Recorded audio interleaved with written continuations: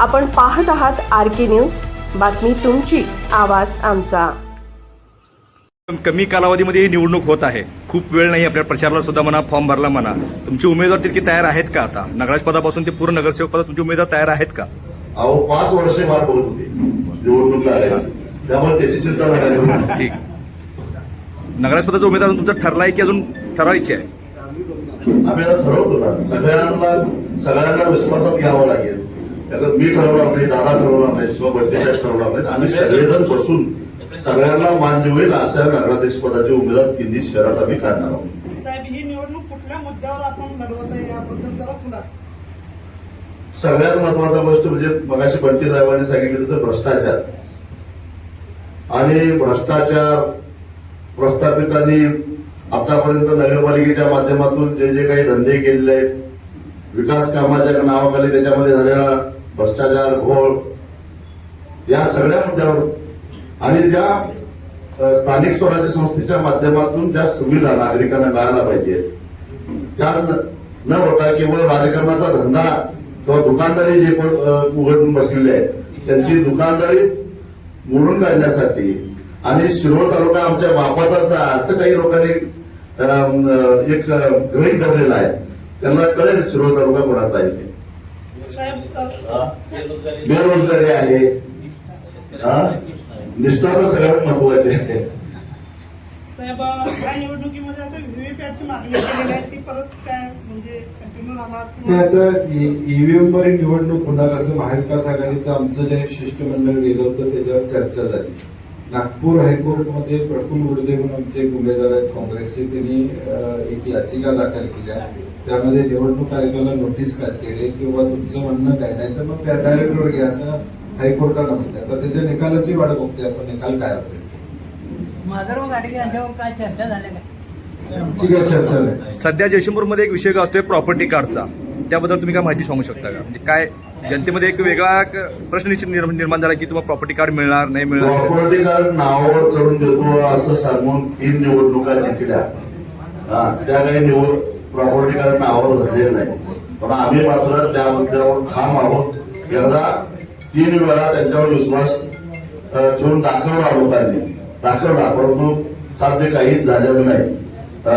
राजीव गांधी नगर असेल किंवा शाहूनगर किंवा त्या परिसरातल्या सगळ्या झोपडपट्टीतल्या नागरिकांना माझी विनंती आहे, एकदा आमच्यावर विश्वास, असे की कुठे गोष्टी आम्ही करतोय का नाही? तुम्ही ज्यावेळी दाखवून दिली माहिती, तुम्ही ज्यावेळी सत्तेत इच्छित विश्वास आमच्यावर आता झोपडपट्टीतल्या लोकांनी ठेवून बघावा, एवढंच आमचं म्हणणं आहे। आपल्या हातामध्ये सत्ता आल्यानंतर समजा आपल्याकडे प्रॉपर्टी कार्डचा विषय जर आला नागरिकांच्याकडून, तुमचा पाठपुरावा कसा असेल त्या पद्धतीने? 100% करणार। ज्या एरवी इतर प्रश्नाची जशी पाठपुरावा करतो त्याच्यापेक्षा वेगानं करणार, कारण पहिल्यांदा जर आमच्यावर झोपडपट्टीतले लोक विश्वास ठेवत असतील तर त्यांच्या विश्वासाला अजिबात तडा जाऊन देणार नाही। आता युतीमध्ये बिघाड झाले, मग भाजप जर तुमच्यासोबत येतो म्हटले किंवा भाजपमधले काही जर इथं पक्षीय पातळीवर आमच्या वैचारिक दिशा ठरली आहे, तुम्हाला सांगितलं। त्यामुळे पक्षीय पातळीवर कुणी येत असेल तर आमचं दिशा ठरलेली आहे, पण जयसिंगपूर असेल, कुरुंदवाड असेल किंवा शिरोळ असेल या स्थानिक मुद्द्यावर इथल्या प्रस्थापितांना विरोध करण्यासाठी म्हणून पक्षीय विचार बाजूला ठेवून कोण येत असतील तर त्याचं आम्ही स्वागत करू। सध्या शिरोळ तालुक्यामध्ये खूप मोठा प्रश्न गाजतोय। गेल्या 3 वर्षापासून विश्वरत्न डॉक्टर बाबासाहेब आंबेडकर पुतळा प्रश्न हा खूप मोठा आहे, त्यांचा आगमन सोहळा असू दे किंवा पुतळा निर्माण करायचा हा प्रश्न खूप मोठा आहे। त्या दृष्टिकोनात आपण कोणत्या दृष्टिकोनात आपण बघत आहात, म्हणजे आपल्या सत्तेत आल्यानंतर तुम्ही काय करू शकता त्याबाबत? डॉक्टर बाबासाहेब आंबेडकरांच्या पुतळ्याच्या संदर्भातली आमची भूमिका सगळ्यांची स्पष्ट आहे आणि आमचं म्हणणं असं आहे की त्याचं राजकारण करून काही लोकांनी केवळ दिशाभूल करण्याचा प्रयत्न केला आहे, पण जी पुतळा समिती आहे ते पुतळा समिती आमच्या बरोबर आहे आणि पुतळा समितीच्या विचाराप्रमाणेच आम्ही त्याच्या पद्धतीनं पाठपुरावा करणार आहोत। पुतळा समितीनं हायकोर्टामध्ये सुद्धा याचिका दाखल केली आहे आणि त्याबद्दल कोर्टाच्या आदेशाप्रमाणे किंवा कोर्ट काय सांगेल आणि पुतळा समिती म्हणजे ही तालुक्यातल्या सगळ्या खरं बाबासाहेबांचे जे काय अनुयायी आहेत, सच्चे अनुयायी आहेत, त्यांनी स्थापन केलेली पुतळा समिती आहे आणि त्यांच्या सल्ल्यानं तेच ज्या पद्धतीने सांगतील त्या पद्धतीने आमची भूमिका आहे। साहेब, या निवडणुकीत नवीन टॅगलाईन काय काढली का? बदल ही ठरले नाही. आता बदल केला पाहिजे. राजू शेट्टी म्हणले तसं प्रॉपर्टी कार्डचा विषय हा आम्हाला सत्ता देऊन दाखवा. 1 वर्षात प्रॉपर्टी कार्डचा विषय मार्गी लागेल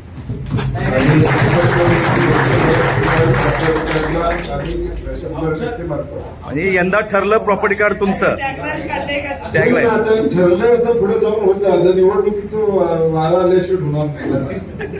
मला राजू शेट्टींना एक प्रश्न आहे की माधुरी हत्तीच्या प्रश्नामध्ये तुम्ही कोर्टाचा निर्णय बदलायला लावला होता. असे काही जयशंकरांचे निर्णय आहेत त्याला तुम्ही कोर्टाचा निर्णय बदलायला मग लावला. मी तेच बोललो अशी एकदा आमच्यावर विश्वास ठेवून दाखवू बघा. जर सुप्रीम कोर्टाला आपला निर्णय बदलायला लावतोय आम्ही तर या बारीक सारीक गोष्टी सहज शक्य आहेत. एकदा तरी विश्वास ठेवून बघायला पाहिजे शहरातल्या लोकांनी. शेतकऱ्यांनी ठेवणार आणि शेतकऱ्यांना त्याची फळ मिळाली. शहरातल्या लोकांनी एकदा विश्वास ठेवून बघावा.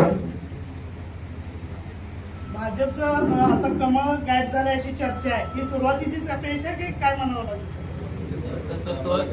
आता आम्ही सांगितलंय की ते गायब झाले का काय झाले ते ज्याने त्यानं बघावं. एकदा देशातनच गायब होणार आहे. त्यांच्यापैकी कोण आपल्या संपर्कात आहे का हे बघा जोपर्यंत निर्णय होत नाही तोपर्यंत आम्ही काही सांगणार नाही. पण मी काय सांगितलं की जे जे कुणी येतील त्या सगळ्यांना बरोबर घ्यायची तयारी आहे. पक्षी जोडे बाजूला ठेवा.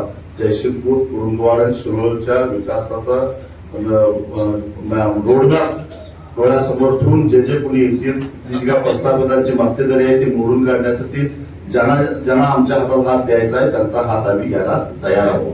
भाजपच्या विचाराचे आले तर पण इथं मुद्दा स्थानिक स्वराज्य संस्थेचा आहे. नाही पण मी भाजपच्या मगाशी सांगितलं आमच्या तिघांच्याही विचाराच्या दिशा ठरलेल्या आहेत. मान कापली तरी विचाराची दिशा बदलणार नाही. शिरोळ तालुक्यात महायुती मोडलेली आहे असा एक मेसेज आलेला आहे. शिरोळ तालुक्यात महायुती मोडलेली आहे आणि त्यांना विचारायला पाहिजे आता. कारण की आम्हाला माहित नाही त्यांच्यात काय भेटले. त्यांची वांदी त्यांना माहित आहे. आता ते सगळीकडेच वातावरण परिस्थिती तशीच आहे.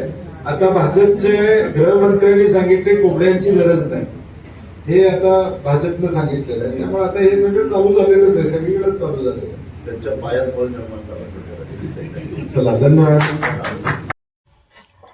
RK न्यूज चॅनलला लाईक करा, शेअर करा आणि सबस्क्राईब करा.